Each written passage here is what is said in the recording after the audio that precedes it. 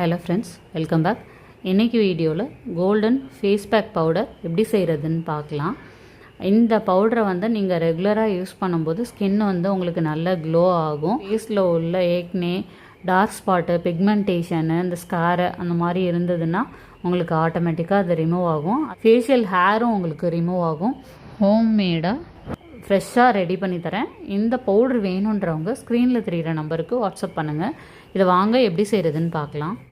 200 gram உளுந்து, 200 gram பயறு, 200 gram white chana, 200 gram கஸ்தூரி மஞ்சள், 200 கிராம் பார்லி அரிசி, 100 கிராம் பாதாம், 4 துண்டு வசம்பு சேர்த்து நல்லா வெயிலில் காய வச்சுட்டு மிஷினில் கொடுத்து நைஸாக இது மாதிரி அரைச்சி எடுத்துக்கோங்க.